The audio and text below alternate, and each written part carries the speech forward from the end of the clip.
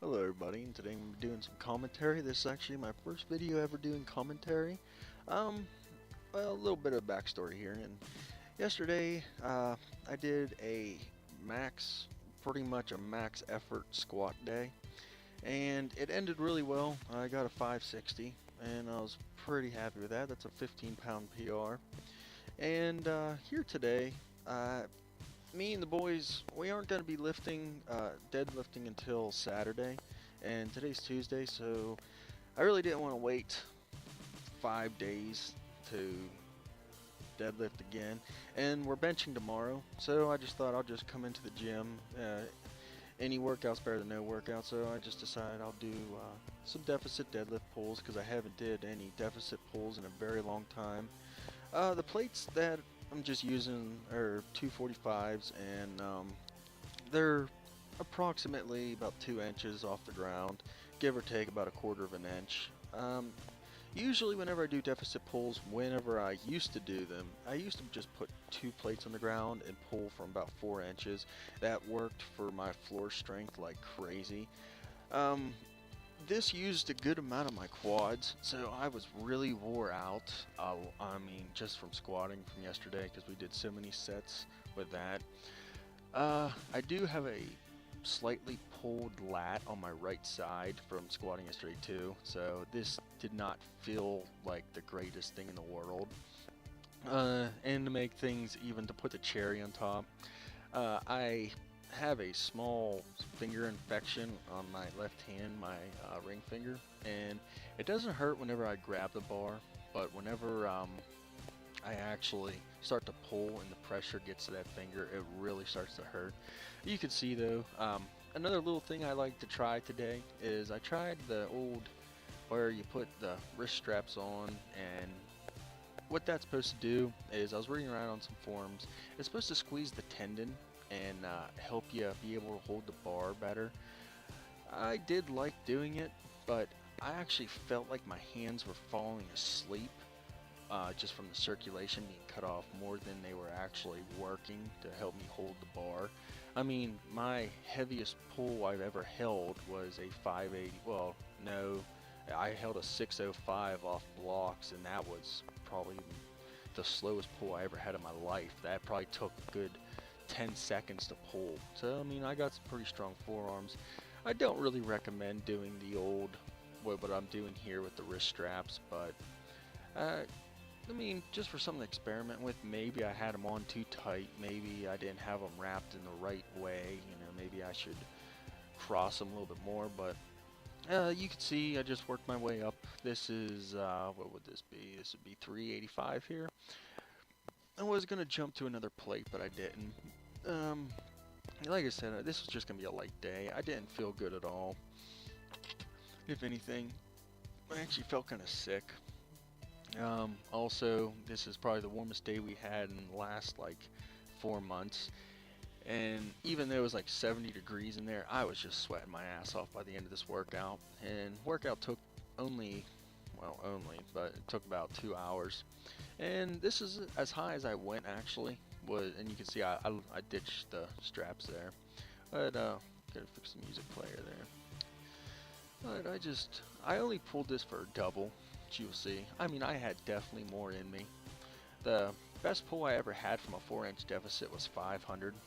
I had a 500, and that was actually a pretty awesome day for me. That was a really good day. I mean, I wore sweatpants and a hoodie and everything and still did it. But anyways, you can just see. I mean, I really try to focus on getting my lower back straight.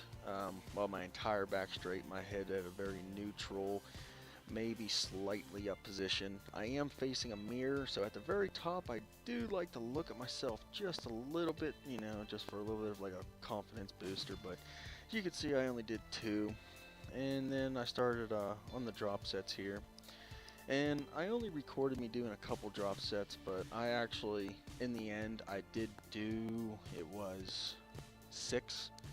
The first 3, I did 5 reps, and then I actually rested for about 5 minutes just to lower my heart rate back down, just because I was so tired. And I actually then did the remaining sets with 8 reps, and I did not use wrist straps from that point on, just so I could get a little bit of, build the forearms a little bit, because I'm hoping to pull well over, I don't want to say well over, but well over 500. I'm going to pull in the mid 500 to almost 600 range come the next competition. So, you can see, I mean, even with this, I treat every weight like it's a new PR. That's what I try to do. Get my legs ready. Even though I'm at a deficit, I still pretend like I'm just pulling from the floor. I give it take a couple breaths, pull it. You can see I try to reset after every one. Take a breath, kick my legs out, bring them back in, kick my legs out, bring them back in, up. Each one I try to just you have to breathe. You have to breathe. So on and so forth. I take a breath at the bottom, and I always let it go as I go up, either in a grunt or I just all at one time. But this is one of my assistance exercises I do. If I don't do straight leg deadlifts right after that, I do these are about 90 degree bent over rows. A lot of people might give me some grief about these, oh, you're going to damage your back. It's not that much. The heaviest I went on this was 225, and as long as you do it right, you're not going to injure yourself. As you can see, I don't move too much. You'll see my legs, they do shift a little bit, but I try to keep my body as stiff as possible.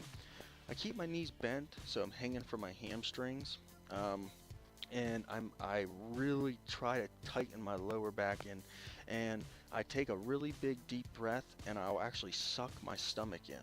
So it's like almost if you were flexing in a mirror, doing like the old vacuum kind of trick to show off your abs kind of stuff. That's what I do. I mean, and on the last rep, I always try to, I lose all momentum. I take another breath, and then I'll try to pull it as fast as I can up. Now, there is a little bit of risk of injury with this, pulling a bicep, but it's not, I mean, I've been doing this for a while now. I don't think it's just gonna pull a bicep tomorrow. I mean, I've had some bicep scares before, but this is, what do we got there? 205 on the bar, and you can see, I mean, I just set myself up like I'm about to just deadlift it up. I get down twice, make sure I got a good grip, and I'm not using a hook grip. I'm just pretty much gripping the bar and just going. I'm not. I've tried the hook grip before, and it really hurts my thumbs. Maybe I'm just not doing it correctly. So on and so forth, whatever it would be, but. For some reason I didn't get the video for 225, and kind of do apologize for that, but I did get 5 reps out of it, same style as all the other ones. Didn't feel like killing myself today, so I didn't go any higher than that, but I did do 1 drop set. This is the good old drop set here. Just try to get a little bit more of a pump going on, put the time under tension on the muscles, tut. That's what I always tell a lot of people. I did do a no-no right there where I looked at myself in the mirror. I hate looking at myself in the mirror while I'm doing these. I try to keep my head down, and here, take a breath up, take a breath up, take a breath up, and right there, we're gonna do a 4th one here, boom. And then right back down. I stand on the plate just so I'm that whole 2 inches extra off, so I don't have to really worry about hitting the ground. Then I just did some cable rows here, and this was all the weight the machine had. I didn't want to hang any plates off there just because I didn't really want to kill myself that day. And I just knocked them out. Then after this, I did some pull downs, and then I went and did some bicep curls, and then that was pretty much the end of my workout. And well, thank you for watching, guys, and everybody have a good night. Goodbye.